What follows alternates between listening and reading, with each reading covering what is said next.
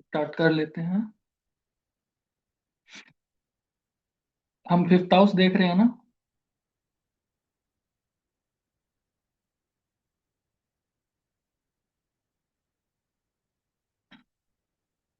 Fifth house से और क्या देखते हैं?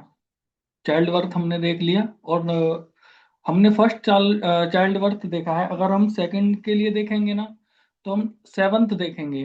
दूसरा बच्चा हम सेवंथ हाउस से देखेंगे, ठीक है। अगर पहला जीवित है तो, पहला जीवित है तो फिर हम सेवंथ से देखेंगे। अगर पहला जीवित नहीं है तो फिर हम फिफ्थ से ही देखेंगे। अबॉर्शन हुआ है, कुछ भी हुआ है, देखेंगे फिफ्थ से ही। लेकिन पहला बच्चा जीवित है तो हम सेवंथ से देखेंगे दूसरा बच्चा। सेम प्रोसेस रहेगा, सेम स्क्रिप्ट रहेंगी, सेम नंबर रहेंगे।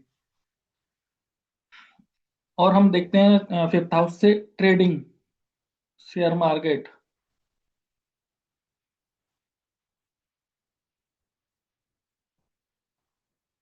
तो कल हमने देखा था कि कई बार क्या होता है कि बच्चा होने के बाद में किसी किसी को बहुत फायदा होता है, बहुत ग्रोथ करता है, बहुत पैसे आते हैं, ऐसा। तो हमने बोला था कि फिफ्थ हाउस का सब लॉर्ड जब 2 6 11 लेता है बच्चे के समय पे, तो उसको फायदा होता है बच्चे से। तो 2 6 11 हमारे फायदे के घर हैं, पैसा के घर है ना। अगर पांचवें घर में बैठा हुआ प्लेनेट हो, या पांचवें घर में बैठी हुई राशि, ठीक है, या पांचवें घर का सब लॉर्ड, या पांचवें घर का नक्षत्र लॉर्ड, सभी, सिर्फ केवल सब लॉर्ड नहीं, सभी, कोई भी 2 6 11 अगर लेता है, 2 6 11 अगर लेता है, और उसके साथ साथ दशा अंतरदशा या प्रति अंतरदशा में चल रहा प्लेनेट 2 6 11 लेता है, तो ट्रेडिंग में उसको लाभ होगा, 100% होगा। 100% उसको ट्रेडिंग में लाभ होगा, शेयर मार्केट में लाभ होगा, स्पेकुलेशन में लाभ होगा उसे, ठीक है। फिफ्थ हाउस में बैठा हुआ प्लेनेट या फिफ्थ हाउस से संबंधित ग्रह कोई भी हो, ठीक है, चाहे वो सब लॉर्ड हो, चाहे वो नक्षत्र लॉर्ड हो, चाहे वो राशि लॉर्ड हो, चाहे वो प्लेसमेंट का प्लेनेट हो, 2 6 11 लेता है, और दशा अंतरदशा प्रत्यंतर दशा में चल रहा प्लेनेट भी 2 6 11 लेता है, तो उस समय पर शेयर मार्केट में ट्रेडिंग में उसको 100% लाभ होगा, हानि का कोई चांस ही नहीं है, ठीक है।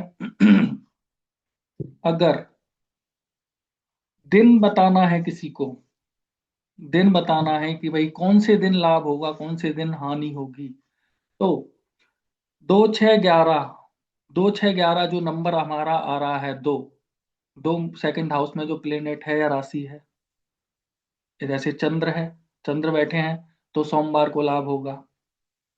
4 नंबर है तो सोमवार को लाभ होगा, ठीक है।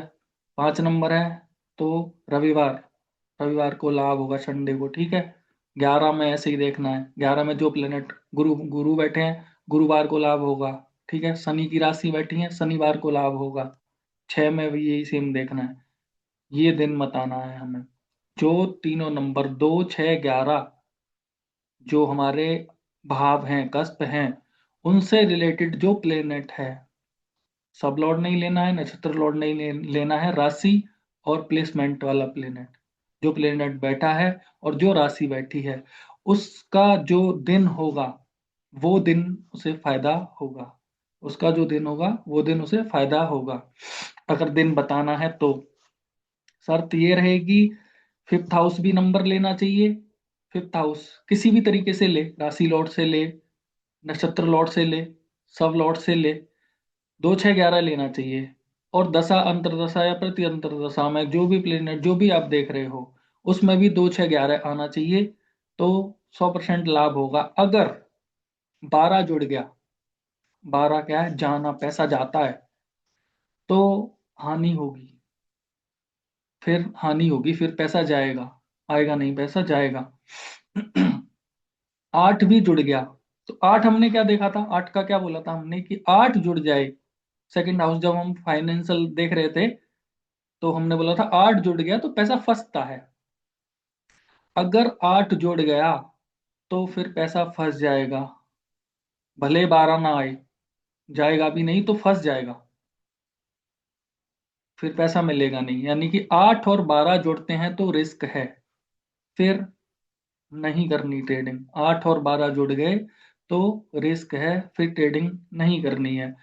फिफ्थ हाउस का संबंध 2 6 11 से बनेगा तो ही हमें ट्रेडिंग करनी है। और दशा अंतरदशा में चल रहे प्लेनेट भी 2 6 11 लेना चाहिए तो ही। अगर 8 12 जुड़ता है तो ट्रेडिंग नहीं करनी है, रिस्क है।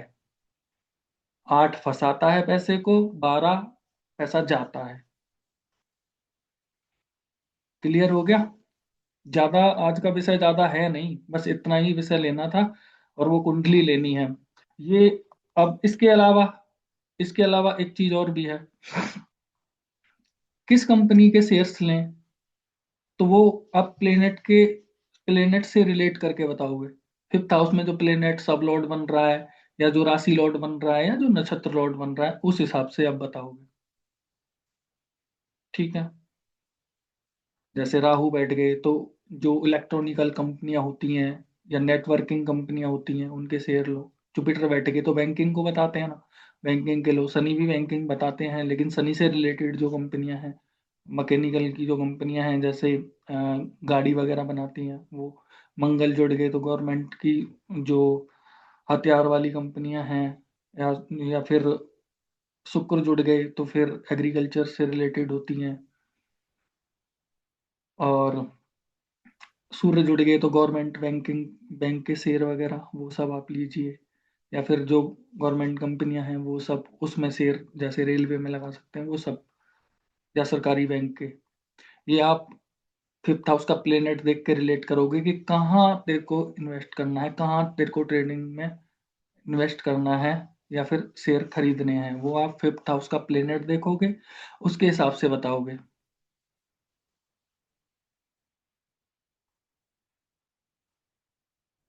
ये हमारा क्लियर हो गया। अब उस दिन थोड़ा रह गया था, उसे ले लेते हैं। उस दिन हमने लोन रीपे का देखा था, लोन का हमने सिक्स हाउस से देख लिया था। तो अभी वैसे सिक्स हाउस हमारा क्लियर हुआ नहीं है, लेकिन हमने लोन रीपे देखा था, लोन देखा था सिक्स हाउस से। तो फिर लोन रीपे का भी हमने देखा था कि लोन रीपे का हम ट्वेल्थ हाउस से देखते हैं, क्योंकि ट्वेल्थ हाउस क्या है, हमारा पैसा जाना, खर्चा, खर्चा बताता है ना। तो हमने देखा था कि भाई अगर ट्वेल्थ हाउस 2 7 11 लेगा तो फिर लोन आसानी से सफलतापूर्वक हम रीपे कर पाएंगे। ऐसा हमारी सिविल खराब नहीं होगी, आसानी से हम लोन वापस दे पाएंगे। ठीक है। या उसमें 12 भी जुड़ जाए, उस स्क्रिप्ट में 12 नंबर भी आ जाए तो भी कोई परेशानी नहीं है, क्योंकि 12 पैसा जाना ही है। तो आराम से हम रीपे कर पाते हैं। या फिर दशा अंतरदशा में जो प्लेनेट चल रहा है वो अगर 2 7 11 लेता है तो भी आसानी से लोन रीपे हो जाता है। ये हमने देख लिया था। अब उसके अलावा भी 12 भाव से कुछ और खर्चे देखे जाते हैं, कहाँ खर्चे होते हैं, कैसे होते हैं, खर्चा होते कहाँ हैं, और खर्चा करना कहाँ चाहिए। दोनों विषय हैं, ये भी 12 से ही हम देखेंगे। तो अगर 12वें घर में, हम यहाँ सब लॉर्ड नहीं देख रहे हैं, 12वें घर में जो ग्रह बैठा है, जो ग्रह बैठा है उसके हिसाब से देख रहे हैं। ग्रह नहीं है तो फिर राशि के हिसाब से देखेंगे, राशि लॉर्ड के हिसाब से। ठीक है। अगर सूर्य आते हैं तो ऐसे व्यक्ति को खर्चा मेंटेन करने में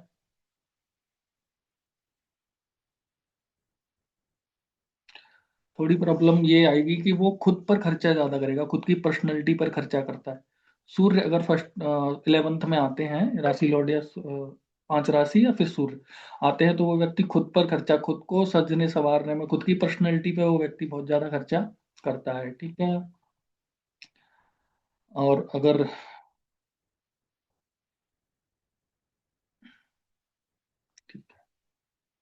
बुध अगर आते हैं, तो बुध वाले जो व्यक्ति होते हैं, 11th हाउस में अगर बुध आ गए ना, तो बुध बहुत ज्यादा खर्चा कराते हैं। बीमारी पे भी खर्चा कराते हैं, वो बेहिसाब खर्चा कराते हैं, कोई लिमिट नहीं होती। सबसे ज्यादा खर्चा बुध ही कराएंगे 11th हाउस में, जब भी बुध आएंगे। एक लाल किताब की थ्योरी है कि 11th हाउस में बुध मतलब उल्टा चमगादड़, चमगादड़ जैसे लटकता है ना, वो उल्टा लटकता है। तो 11th हाउस में बुध को उल्टा चमगादड़, लटका हुआ उल्टा चमगादड़, ऐसे बोला गया है लाल किताब में। तो अच्छे नहीं माने जाते वहां पे 11th हाउस में बुध। बुध बहुत खर्चा कराते हैं, रातों की नींद भी हराम कराते हैं 11th हाउस में बुध। ये थ्योरी लाल किताब की है, लेकिन ये सच है। तो 11th हाउस में अगर बुध आते हैं तो वो व्यक्ति का बहुत खर्चा होता है, बहुत ज्यादा, हर तरफ खर्चा होगा उसका, बीमारियों में बहुत ज्यादा खर्चा होता है, ठीक है। और गुरु अगर आते हैं तो बड़े बड़े खर्चे होंगे उसके, उस व्यक्ति के बहुत बड़े बड़े खर्चे होते हैं।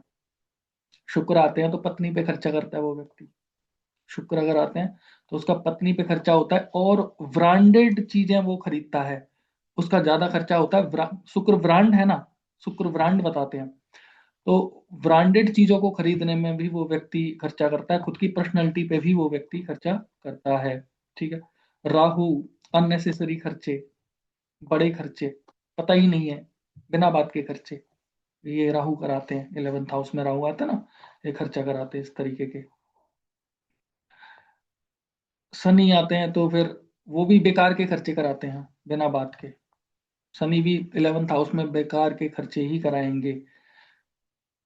शनि तो 8th में भी अगर आ जाएंगे ना, शनि 8th में अगर आ जाएंगे तो वो व्यक्ति की जो गाड़ी होगी, उस गाड़ी में टायर पंचर की प्रॉब्लम बहुत आएगी, टायर से रिलेटेड प्रॉब्लम बहुत ज्यादा आती है। शनि अगर 8th हाउस आते हैं, 8th हाउस के सब लॉर्ड बन जाए या फिर 8th हाउस से जुड़ जाए, तो उस व्यक्ति को गाड़ी के टायर की प्रॉब्लम में बहुत ज्यादा खर्चा होता है, पंचर की समस्या तो उसके साथ रहती रहती है। शनि 8th है ये, 12th नहीं है। 12th में तो बिना बात का खर्चा होता है, शनि 12th आएंगे तो बिना बात का खर्चा कराएंगे। और शुक्र अगर 8th आएंगे ना तो गाड़ी में डेंट बहुत लगते हैं, ये खर्चा बढ़ता है फिर। शुक्र 8th वाले की गाड़ी में डेंट बहुत लगते हैं।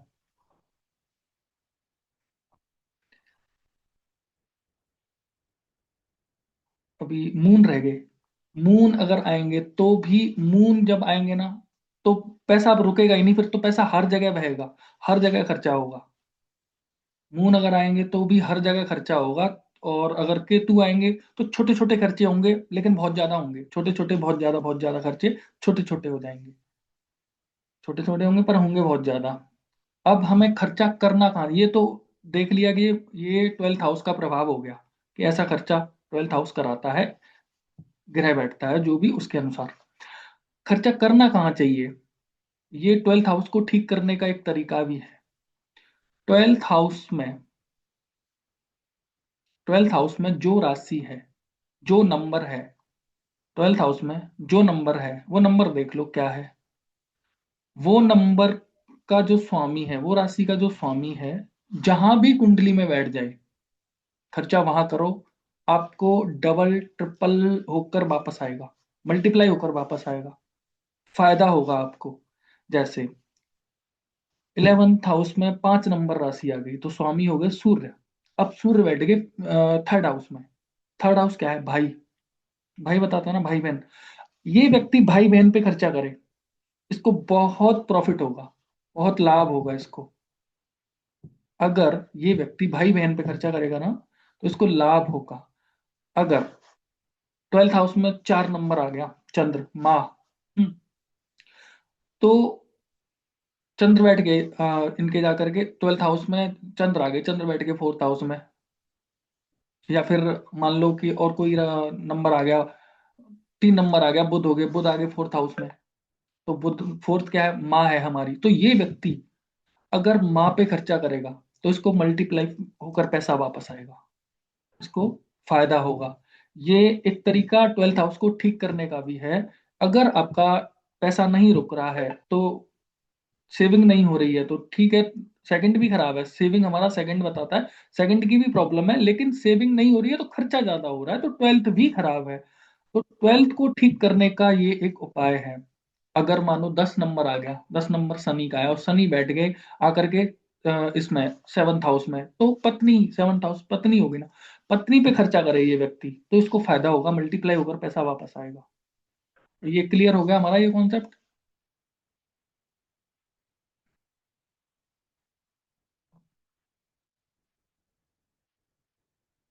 ये कॉन्सेप्ट क्लियर हो गया क्या? आगे थोड़ा सा और है, किसी का फोन भी आया था और मुझे लेना भी था, गाड़ी खरीदी थी कई लोगों ने, दो का फोन आया था। तो गाड़ी जब हम खरीदते हैं तो गाड़ी में कौन सी तस्वीर हम लगाएं? 10th हाउस,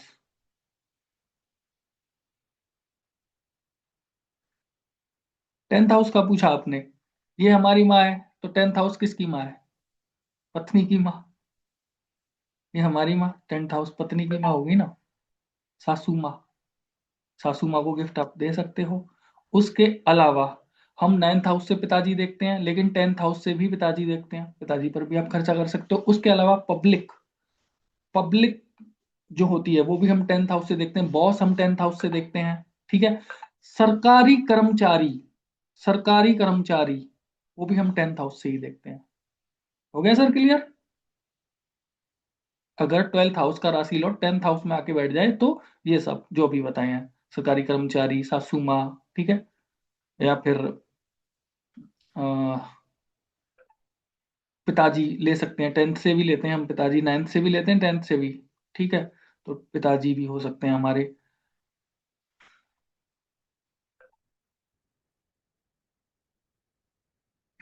इसके अलावा है कि अगर हम गाड़ी खरीदते हैं तो गाड़ी में कौन सी फोटो लगाएं, कौन सी तस्वीर हम लगाएं, कैसी लगाएं। तो सबसे पहली बात है कि गाड़ी के अंदर ध्यान मुद्रा की आपको तस्वीर नहीं लगानी है। ध्यान मुद्रा की तस्वीर आपको कभी भी नहीं लगानी है गाड़ी के अंदर। ठीक है। क्योंकि जो ध्यान मुद्रा की तस्वीर होती ना, उनके सराउंडिंग जो वातावरण होता है वो बहुत शांत होता है, वो बहुत शांत होता है। तो शांत वातावरण का मतलब है अगर व्यक्ति स्पिरिचुअल है, व्यक्ति जुड़ा हुआ है ध्यान साधना से, तो उसको ध्यान घटेगा। और जो गलत कार्यों में रत रहता है तो उसके ऑरा में नेगेटिविटी है, तो उसको नींद आएगी। दो ही काम होंगे, उसको उबासियां आएंगी और नींद आएगी। तो इसलिए ध्यान मुद्रा की फोटो तो नहीं लगानी है। उग्र फोटो भी नहीं लगानी है। उग्र जो फोटो होती हैं, माता महाकाली की फोटो है, वैसे तो एक बात ध्यान रखना हमेशा, ये मेरे यहाँ पे लगी हुई है ऐसे जीभ वाली फोटो, कोई दिक्कत नहीं है, क्योंकि माता का हर एक स्वरूप कल्याणकारी है। ये बात आप अपने मन में बिठा लेना कि माता का हर एक स्वरूप कल्याणकारी है। माँ हमेशा ममता ही दुलारेगी। माँ कभी दुश्मन नहीं बनती।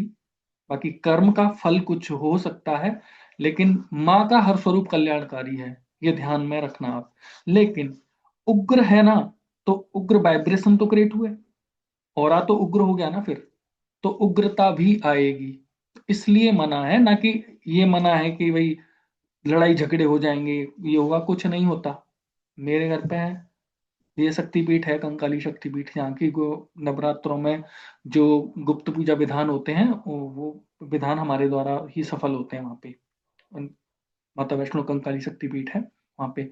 तो गुप्त पूजा के जो विधान होते हैं नवरात्रि के, उसमें हमें भी वहाँ पे माता की सेवा का मौका मिलता है।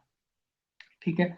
और उनकी ही एक तस्वीर मेरे यहाँ ऑफिस में भी लगी हुई है, और वो वही स्वरूप है जो वहां विराजमान है। तो बहुत कल्याणकारी है। और मेरा खुद का भी अनुभव है, और खुद का भी मैं इस अनुभव को बता नहीं सकता कितना कल्याणकारी है मेरे लिए, तो बहुत ज्यादा। तो आप इस चीज को तो भूल ही जाना कि ऐसी फोटो नहीं लगानी, वैसी फोटो नहीं लगानी। मैं यहाँ पर बात गाड़ी की कर रहा हूँ, गाड़ी में बैठ करके उग्रता नहीं करनी है। गाड़ी में बैठ करके उग्रता नहीं करनी है, इसलिए मैं यहाँ पर मना कर रहा हूँ। ठीक है। और बेडरूम वगैरह में भी उग्रता नहीं करनी है, इसलिए वहां पर मना है। लेकिन उसका मतलब आप ये नहीं निकाल सकते कि माता का वो स्वरूप ठीक नहीं है, वो स्वरूप भी कल्याणकारी है। ठीक है। तो वो उस तरीके की फोटो नहीं लगानी है। जैसे काल भैरव का उग्र स्वरूप है तो वो भी नहीं लगाना है। उग्र स्वरूप मतलब, स्वरूप उग्र हो गया तो मतलब किसी न किसी पाप का क्षय वो करने के लिए रेडी हैं अब। किसी ना किसी अधर्म को समाप्त करने के लिए वो अब रेडी हैं। ये मतलब है उग्रता का। तो अगर लगाओगे तो अधर्म ही समाप्त होगा, नुकसान नहीं होगा, अधर्म ही समाप्त होगा, लेकिन कहीं ना कहीं क्रोध बढ़ जाएगा। ये है। वास्तु में लगवाते हैं, उग्र फोटो भी लगवाते हैं। अगर व्यक्ति ज्यादा इस तरीके की हरकतें करता है तो लगवा देते हैं, हम तो लगवा देते हैं। और हम रिजल्ट भी लाके दिखा देते हैं उस चीज से। हम थोड़े हैं भी अलग टाइप के, इसलिए हम पता नहीं क्या क्या करते हैं। ठीक है। तो सूर्यदेव 9th हाउस सब लॉर्ड, हम देखेंगे 9th हाउस के सब लॉर्ड। केपी के हिसाब से हम यहाँ पे बात कर रहे हैं। ठीक है। हम यहाँ पे केपी के हिसाब से लाल किताब या फिर, और वैदिक की पद्धति और भी हैं, 4th हाउस 5th हाउस को लेकर भी हैं, ईस्ट को लेकर भी हैं, वो अलग हैं। लेकिन हम यहाँ पर केपी पढ़ रहे हैं तो हम केपी के हिसाब से बात कर रहे हैं। 9th हाउस का सब लॉर्ड देखेंगे। 9th हाउस के सब लॉर्ड अगर सूर्य आते हैं तो हमें भगवान रामचंद्र जी की फोटो लगानी चाहिए। ठीक है, राम जी ही, राम का कोई और स्वरूप या अवतार नहीं, राम, राम जी की ही फोटो लगानी चाहिए। ठीक है। और अगर चंद्र आते हैं तो फिर शिव जी की फोटो लगानी चाहिए। ठीक है। मंगल आते हैं तो हनुमान जी की फोटो लगानी चाहिए। बुध आते हैं तो माँ दुर्गा की। शुक्र आते हैं तो माता लक्ष्मी की फोटो, नाइन्थ हाउस के सब लॉर्ड। शुक्र आते हैं तो माता लक्ष्मी जी की फोटो लगानी चाहिए। और गुरु आते हैं तो श्री हरि नारायण विष्णु जी की फोटो वहां पर लगानी चाहिए गाड़ी के अंदर। और अगर राहु आते हैं तो माँ सरस्वती की फोटो लगानी चाहिए। और केतु जी आते हैं तो फिर गणेश जी की फोटो वहां पे लगानी चाहिए। बुध के लिए भी गणेश जी की आप लगा सकते हैं, माँ दुर्गा की भी लगा सकते हैं। और केतु के लिए आप गणेश जी की फोटो लगा सकते हैं। अच्छा, इसके अलावा राहु जी के लिए आप, वैसे काल भैरव होते हैं, काल भैरव की फोटो वहां पे अलाउ नहीं है, तो आप बटुक भैरव की फोटो वहां लगा सकते हैं। बटुक भैरव सौम्य है, काल भैरव उग्र है। स्वरूप दोनों ही शिव के हैं, लेकिन बटुक भैरव बहुत सौम्य है, बहुत सौम्य। ठीक है। तो बटुक भैरव जी की फोटो भी आप वहां पे लगा सकते हैं, केतु के लिए भी और राहु के लिए भी, दोनों के लिए लगा सकते हैं आप बटुक भैरव की फोटो। अब इसके अलावा एक कुंडली जो उन्होंने बोला था वो देखने के लिए, वो मैडम आई हैं क्या, जिनको एक कुंडली एक बार दी थी, आ गई क्या? आप अनम्यूट करके बोलिए।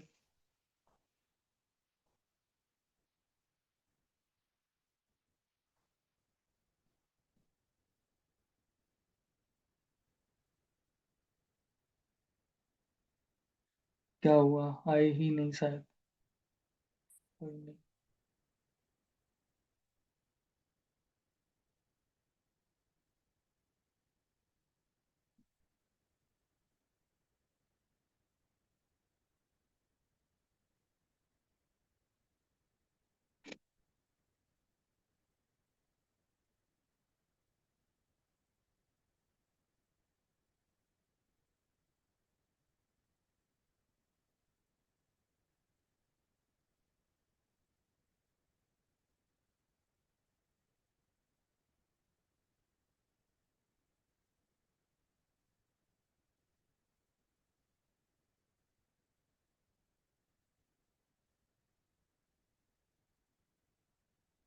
अभी लेंगे प्रश्न।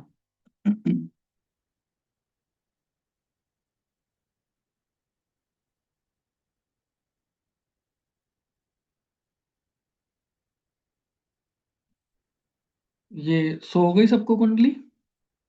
ये कुंडली हमने दी थी जो किसी एक लड़की की थी, जिन्होंने सुसाइड अटेम्प्ट किया था, और वो बच्ची स्वस्थ है, अभी ठीक है। उसकी ये कुंडली थी। ठीक है। तो इस कुंडली के लिए मैंने बोला था कि इसको थोड़ा समझना, और यहाँ पे मैंने इसका पूरा रिडक्शन निकाल के दिया था। तो मुझे लगता है यहाँ पे किसी को परेशानी आई थी, उन्होंने मुझे बोला था कि मुझे ये कुंडली वापस से समझाने के लिए बोला था उन्होंने। तो अभी हम इस कुंडली को समझ लेते हैं। देखिए, सबसे पहले हमारा रूल था कि अगर सुसाइड अटेम्प्ट कोई करता है या आत्महत्या की कोशिश करता है, तो ये बीमारी निकलती कहाँ से है, ये परेशानी शुरू कहाँ से होती है? ये परेशानी शुरू होती है डिप्रेशन से। ठीक है, हमने बोला था डिप्रेशन से शुरू होती है। अब डिप्रेशन के लिए योग क्या बताए थे? या तो पुनर्फू योग कुंडली के अंदर बन रहा हो, या फिर चंद्र फर्स्ट हाउस के सब लॉर्ड चंद्र बन जाए और वो 8/12 से संबंध बना लें, या फिर चंद्र 8/12 ले लें, है ना? ये हमने बोला था। तो उसको डिप्रेशन की समस्याएं बढ़ जाती हैं, या फिर पुनर्फू योग, या फिर चंद्र 8/12 ले लें तो बढ़ जाते हैं। ठीक है, ये था हमारा। दूसरा हमारा था कि चंद्र 8/12 ले लें और मंगल से संबंध बना लें, क्योंकि हमने बोला था कि मंगल नहीं जुड़ेंगे। मंगल क्या है? हिम्मत है। मंगल ही हिम्मत देता है, बाकी हिम्मत व्यक्ति के अंदर नहीं आती। और चंद्र के साथ में अगर केतु जुड़ जाते हैं तो मन, चंद्र मन है, और केतु चंद्र में कमी करते हैं तो मन और ज्यादा कमजोर हो जाता है, तो वो व्यक्ति रोने लग जाता है। ठीक है। और चंद्र और मार्स जुड़ जाते हैं तो उसको हिम्मत आती है, तब वो व्यक्ति कुछ करने के काबिल होता है। अगर अष्टम भी जुड़ जाए, अष्टम क्या है हमारा? एक्सीडेंटेड केस कहाँ से देखते हैं? अचानक होने वाली घटना, अष्टम भाव से देखते हैं ना। तो चंद्र 8/12 ले ले, फर्स्ट हाउस के सब लॉर्ड भी 8/12 ले ले, या चंद्र 8/12 ले ले, तो वहां पे कंफर्म हो गए हम कि भाई डिप्रेशन का योग है, या फिर पुनर्फ्यू बन जाए तो ठीक है। अब यहाँ पे संबंध बन गया मंगल से और केतु से। तो प्रॉब्लम बड़ी हो गई।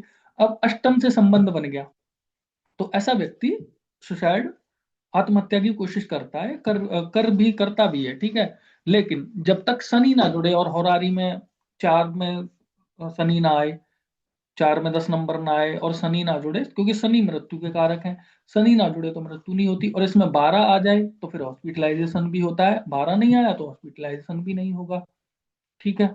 ये था। और दूसरा हमें एक रूल इसमें ये देखना था कि एज भी देखनी होती है हमें, दीर्घायु है या मीडियम है इसकी आयु, या फिर शॉर्ट आयु है। इसके लिए भी हमने एक नियम बताया था, 1 3 5 का, फर्स्ट हाउस के सब लॉर्ड का और एट्थ के सब लॉर्ड का। एट्थ हाउस 1 3 5 से जोड़े तो दीर्घायु होता है। अब इसमें 7 घर हमारा क्या होता है, मारक होता है, 7 और 2 मारक होते हैं, ठीक है। और मूवेबल साइन के लिए 11 वादक होता है, और फिक्स साइन के लिए 9 वादक होता है, ठीक है। और ड्वेल साइन के लिए 7 वादक होता है, ये हमने देखा था।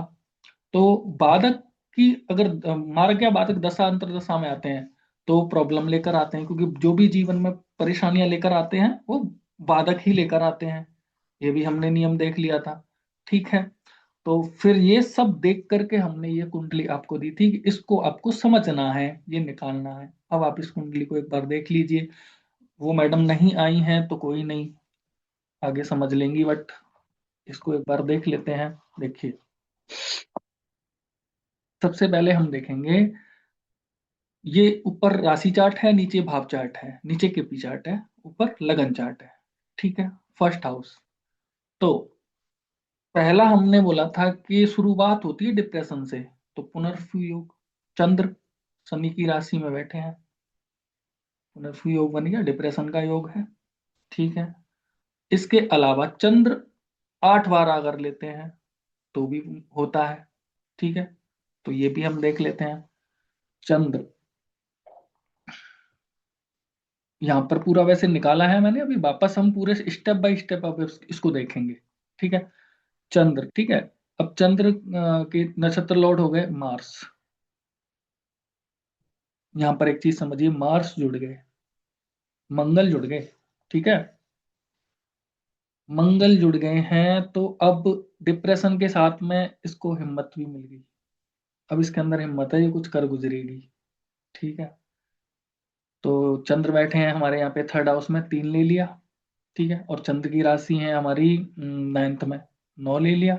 मार्स बनते हैं इनके नक्षत्र लॉर्ड, तो मार्स कहाँ बैठे हैं, मार्स बैठे हैं 6 में, 6 आ गया, पॉजिटिव घर नहीं है 6, ठीक है। रोग, ऋण, रिपु, शत्रु, ये सब का बीमारी, ठीक है, तो ये भी पॉजिटिव नहीं है। अब मार्स की राशि एक तो इसी में है, दूसरा 8 नंबर राशि मार्स की फर्स्ट में है, तो 1 नंबर भी आ गया।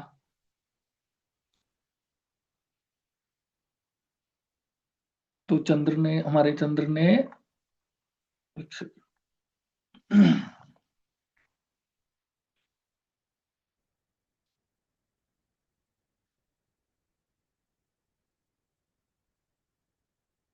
चंद्र ने नंबर लिए हमारे 3, 9, 6 और 1, ठीक है। तो 3 9 6 1 नंबर ठीक है, नंबर ठीक है, यहां से इसको डिप्रेशन नहीं है। लेकिन पुनर्फु योग यहाँ पे बन रहा है तो वो योग डिप्रेशन का है, तो डिप्रेशन तो है। दूसरा, मंगल भी जुड़ गए हैं, मंगल भी जुड़ गए हैं, तो मंगल क्या है, एक्सीडेंट के कारक है ना, तो एक्सीडेंट तो होगा, कुछ भी होगा, एक्सीडेंट के कारक मंगल हैं, तो कुछ तो होगा। यहाँ से भी हम क्लियर हो गए। अब हमारा आगे का रूल होता है कि फर्स्ट हाउस के सब लॉर्ड हम देखते हैं पहले। तो फर्स्ट हाउस के सब लॉर्ड देखेंगे क्या है, फर्स्ट हाउस के सब लॉर्ड हैं हमारे, इसमें पूरा दिख रहा है क्या?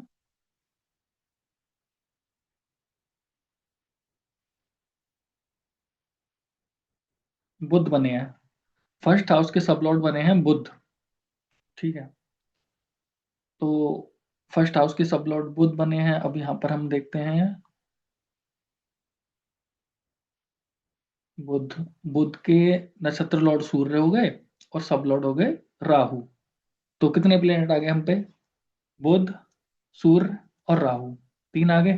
तीनों की स्क्रिप्ट निकालते हैं, ये हमने यहाँ पे निकाली है। बुध की आ गई 6 8 6 8 11, बुध की 6 8 11 आ गई, ठीक है। अब सन, बुध के नक्षत्र लॉर्ड सन है ना, तो 7 10 आ गया। अब देखो 7 जुड़ गया, मारक जुड़ गया, ठीक है। मारक जुड़ गया यहाँ पे, ठीक है।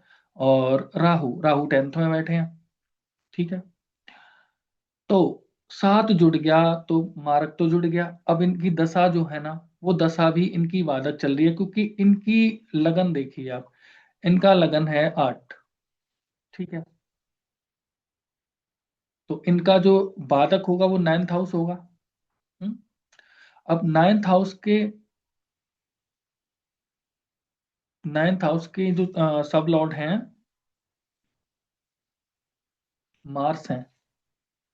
एक मिनट, 7 8 9।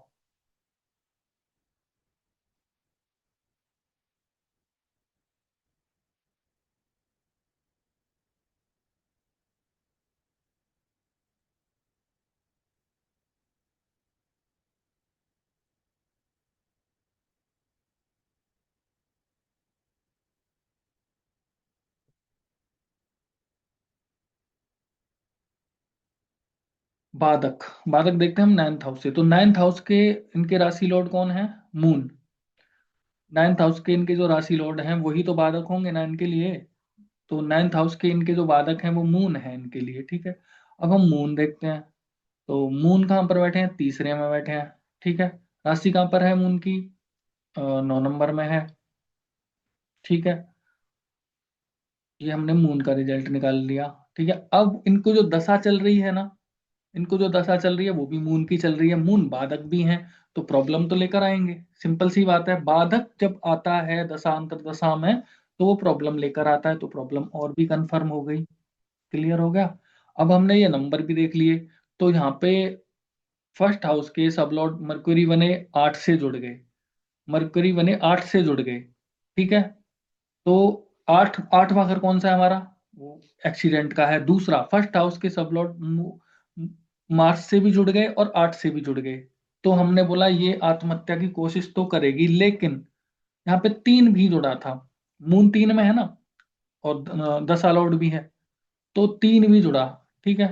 तो 8वें का 8वां कौन सा है? 3। तो 8वें को 8वां टालेगा ना, 8वें का 8वां 8वें की बात को टालेगा ना। तो 3 भी जुड़ गया, तो करेगी, ये आत्महत्या तो करेगी, लेकिन परेशानी नहीं होगी। इसको टाला जा सकता है, ठीक है। इसको टाला जा सकता है। अब इसमें 12 भी नहीं है, 12 नहीं आया तो हॉस्पिटलाइजेशन भी नहीं आया, 12 नहीं आया तो हॉस्पिटल तो एडमिट नहीं होगी, बट ये करेगी जरूर।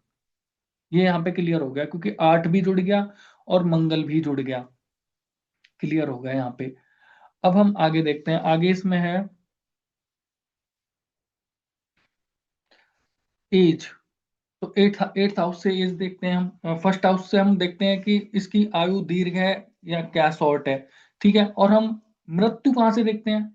8th हाउस से, ठीक है। तो इसका जो 8th हाउस है ना, 8th हाउस क्या ले रहा है? 1 3 5, 1 3 5 क्या है? दीर्घ आयु का नंबर है, ठीक है।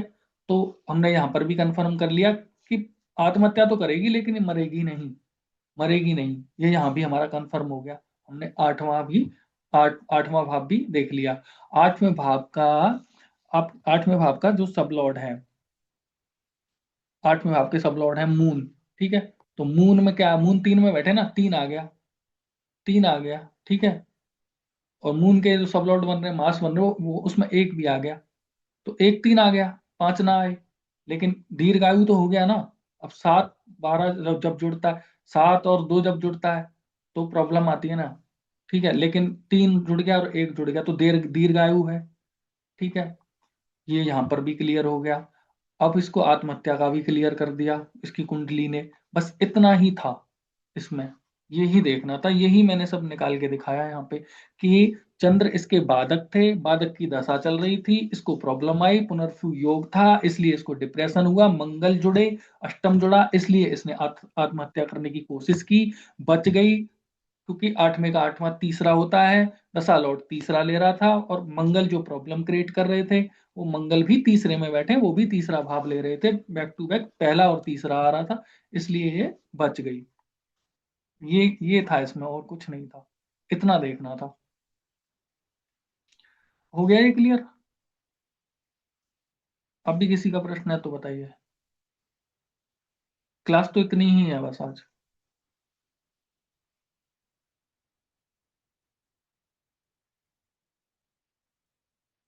जी बोलिए। हो गया क्या अनम्यूट? हाँ जी, हाँ जी। सर नमस्ते, नमस्ते। बांग्लादेश से प्रकाश बोल रहे हो। सर एक बात है कि लिंक नहीं मिला, इसलिए आपके 3 क्लास जो है ना वो छूट गए, लास्ट तीन लिंक क्लास लिंक नहीं मिला मतलब? लिंक नहीं मिला सर। मैं आशा जी की ग्रुप से अभी आशी तक मैडम जुड़ा है क्या हूँ। क्लास में आज? देख लो ये तुम्हारे अ, स्टूडेंट क्या बोल रहे हैं। लिंक नहीं मिला था तो जुड़ नहीं सके उस इसके लिए। और yesterday I was trying to join, but किसी ने एक्सेप्ट नहीं किया सर। हाफ एन आवर मैंने ट्राई किया था, किसी ने एक्सेप्ट नहीं किया। इसी आईडी से मैं ट्राई कर रहा था। और सर जो प्रश्न है ना ये है कि 12th हाउस के रिलेटेड आपने एक रेमेडी सर कुछ देर पहले बोला था। काइंडली एक बार फिर अगर बोल देते तो। ठीक है, देखिए। पीडीएफ चला गया, इसी में देख लीजिए।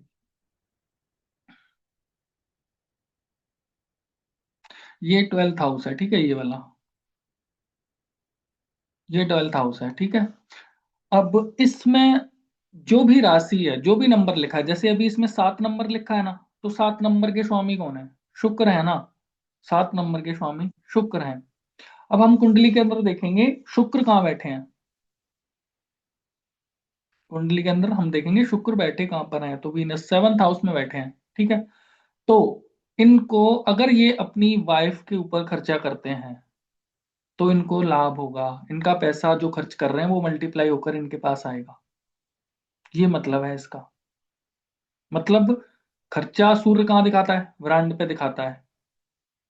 ब्रांड पे खर्चा करता है व्यक्ति, है ना। लेकिन अगर ये पत्नी पे करेंगे तो इनको मल्टीप्लाई होकर आएगा। खर्चा तो होगा, वहां पे बैठे हैं, लेकिन पत्नी पे करेंगे तो इनको मल्टीप्लाई होकर आएगा। यानी कि बार में भाव का खर्चे का, पैसे का सदप्रयोग कैसे किया जा सकता है? पैसे को मल्टीप्लाई होकर आए। हमारा खर्चा तो होना है भाई, खर्चा तो होगा। पैसा तो ट्रेवल ही करता है, मनी एनर्जी ये ट्रेवल ही करती है, ठीक है। तो सही तरीके से खर्चा करना, सही तरीके से पैसे को कहाँ खर्च किया जा सकता है, तो भैया आपके 12th हाउस में 7 अंक लिखा है, ये शुक्र का अंक है। तो आप भैया अपनी, आपके जो शुक्र है वो 7th हाउस में बैठे हैं, तो पत्नी पर आप अपनी पर खर्चा करोगे तो बढ़िया आपको मल्टीप्लाई होकर पैसा आएगा। अगर 12th हाउस के राशि लॉर्ड, 12th हाउस के राशि लॉर्ड यहाँ 9th में होते तो पिताजी पे करो, ठीक है। यहाँ होते 11th में तो बड़े भाइयों पे करो, ठीक है। सेकंड में आ जाए तो परिवार पे करो, परिवार की जो भी फॉर्मेलिटीज हैं, जो भी जिम्मेदारियां हैं उनको पूरा करने में करो तो मल्टीप्लाई होकर आएगा। थर्ड में आ जाए तो भाइयों पे करो, फोर्थ में आए तो माँ पे करो, ठीक है। फिफ्थ में आए तो बच्चों पे करो, ऐसे। और फर्स्ट में आ जाए तो खुद पे करो। अलका जी। जी अलका जी बताइए। सर सिक्स्थ में आ जाए तो फिर किस पे होगा? अब सिक्स का हिसाब लगाओ। मतलब मामा मैंने मामी। आपको बताया है ना, आप अभी हिसाब लगा के खुद सोच के बताओ थोड़ा। मामा मामी और वो सब ननिहाल परिवार हुआ। हाँ, और एट्थ में खुद का ये सिस्टर। हमारा भाई, ये हमारी मम्मी का भाई, ये और सर हमारे अगर स्वय राशि का ही बैठा हो छोटा 12th, वाले मामा, छोटे वाले मामा, छोटी वाली मौसी, ऐसे। और 12th अब रुको ना, लॉर्ड। अभी पूरा नहीं हुआ, ठीक है, ये हो गया। अब और सुनो, 6th हाउस क्या है? 6th हाउस हमारा नौकर भी बताता है। नौकर पे करो तो भी फायदा होगा, ठीक है। और आपको स्वय ये राशि का। कारक याद करो ना, ये याद करो कारक। एक ट्रिक चाहिए होती है, बाकी दिमाग खुद का लगाया जाता है ना तो बहुत अच्छे से समझ आता है। और सर 12th में ही बैठा हो तो 12th लॉर्ड 12th में ही बैठा है। 12th में ही बैठा है तो उस 12th घर देखो किसका है। हॉस्पिटलाइजेशन। हाँ, तो वहां जाकर कुछ खर्चा कर सकते हो। तो मतलब वो तो सेवा भाव में ही गया ना बेसिकली, रिश्तों में नहीं गया। और सर आपने इस वाली पत्रिका में बाधक के लिए सब लॉर्ड लिया है, तो वहां पर नक्षत्र लॉर्ड नहीं लेना? बाधक तो राशि लॉर्ड होता है ना, राशि सिर्फ लॉर्ड जो राशि? होता है ना, वो बाधक होता है। तो उसका सब लॉर्ड और नक्षत्र लॉर्ड हमें नहीं देखना? बाधक का देखना है ना, बाधक का जब स्क्रिप्ट निकालोगे आप तो बाधक किससे जुड़ा है वो देखोगे। अब बाधक का स्क्रिप्ट नहीं निकालना तो नहीं निकालना। हमें तो बाधक सिर्फ दशाओं में देखना होता है, या फिर बाधक कहीं कोई, हम किसी का प्रश्न है उसमें, किसी का हेल्थ इशू से रिलेटेड कोई प्रश्न है तो फिर हमें बाधक देखना है ना, बाकी तो नहीं देखना है। या फिर कोई अलग टाइप के इंस्टेंट उसकी लाइफ में हो रहे हैं क्रिएट तो देखना है ना बाधक। अगर नहीं जुड़ रहा है या दशाओं में नहीं चल रहा है तो कोई दिक्कत ही नहीं है फिर तो। But okay. जो भी प्रिडिक्शन करनी है ध्यान में रख कर करनी है, बाधक जुड़ तो नहीं रहा है, मारक जुड़ तो नहीं रहा है, ये। और ये बहुत विशेष विशेष जो समय है उन पर ही बोला गया है, मारक और बाधक का हर एक प्रिडिक्शन में तो नहीं बोला।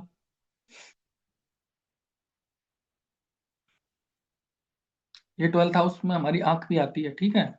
मेडिसिन भी आप दान कर सकते हैं, आंखों से चश्मा बांट दो फायदा होगा।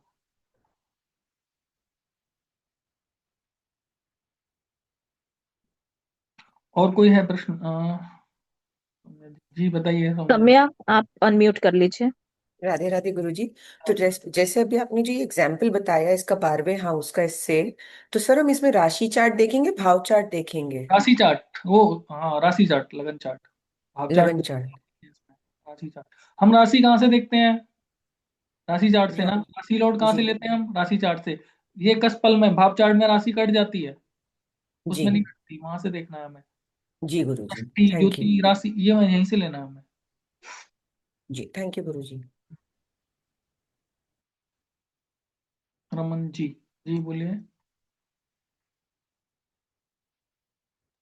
रमन, आप अनम्यूट कर लीजिए। हाँ, हाँ जी। सर अगर ये रिलेशन अगर ना हो तो फिर, तो उससे जैसे रिलेटेड अगर कोई चौथे तो हाउस कारक से होगा ना, माता। उससे सॉरी। रिलेटेड कोई तो कारक होगा, जो प्लेनेट बैठा है उससे कोई किसी जीव जंतु को रिलेट कर लो ना आप। जीव तो जंतु सर वो कैसे तो जैसे करेंगे? अभी सुनो, मंगल आ गए, हिरन नहीं मिल रहा है, ठीक है, तो लाल कलर की जो गाय, लाल जो गाय होती ना, वो जी। शुक्र और मंगल है। काली गाय शनि और मंगल है। और चितकबरी गाय केतु और काली गाय शनि और शुक्र है। लाल गाय मंगल और शुक्र है। चितकबरी गाय केतु और शुक्र है। जी, वैसे और जुपिटर? है ना। और बुध बैठ के तो बकरी देख लो, बकरी ढूंढ लो, छोटी कन्याएं ढूंढ लो। अब जरूरी नहीं है कि वो ही सब ढूंढे, कन्याओं को और ढूंढ। ठीक है। जुपिटर के लिए सर? जुपिटर जो सफेद बाल वाले लोग, जो हमारे घर में या कहीं भी जिनके बाल सफेद होते हैं ना, वो सफेद बाल वाले लोग जुपिटर होते हैं। ठीक है, गुरु लोग जुपिटर होते हैं। Okay.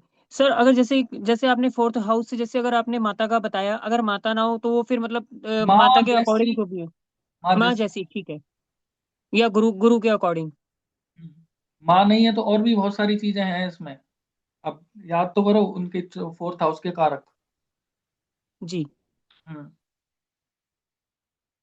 4th house. Alka ji, आप अनम्यूट कर लीजिए। अमन जी वापस। जी सर मैं सर आपने फोर्थ हाउस से प्रॉपर्टी का बोला था, तो अगर मान लो कोई किसी दो भाइयों में डिस्ट्रीब्यूट हो रहा है, तो इनको प्रॉपर्टी कितनी मिलेगी वो भी वहां से पता चल जाएगा? डिस्ट्रीब्यूट का तो अलग है ना सिद्धांत, एडवांस में आएगा, इसमें नहीं। वो प्रॉपर्टी का इसमें इस वाले फोर्थ हाउस से नहीं लेंगे? फिर उसमें दो कुंडली चाहिए, जो दो हिस्सेदार है ना, वो दोनों की कुंडली चाहिए। एक को आप 1st हाउस पे लेके जाओगे, एक को आप 7th हाउस पे लेके जाओगे, ठीक है। दोनों कुंडली को मैच करोगे, एक को 1st हाउस से और एक को 7th हाउस से। अब जो दूसरी कुंडली है उसको एक एक को 1st हाउस से, एक को 7th हाउस से। ये डिडक्शन बहुत अलग है, ठीक है। तो इसमें बड़ा थोड़ी ज्यादा कैलकुलेशन है, हम इसको एडवांस में लेंगे। दो कुंडली चाहिए, दोनों की 1st और 7th हाउस चाहिए पहले।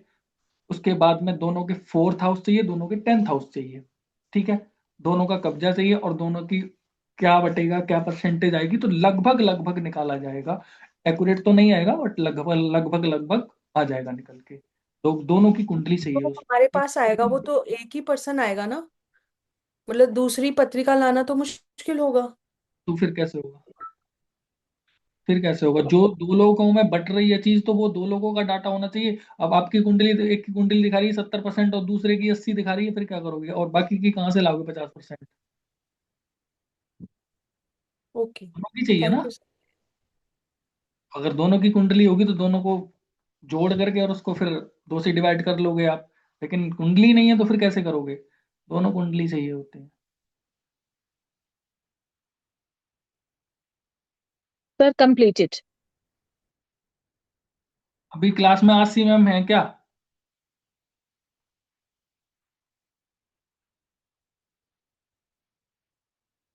शायद नहीं है आज।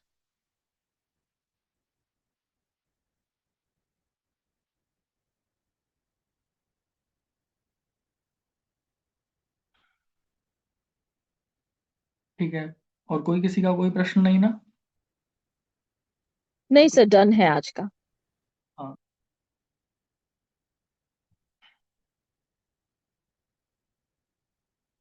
ठीक है। जय श्री कृष्ण सभी को। नमस्कार।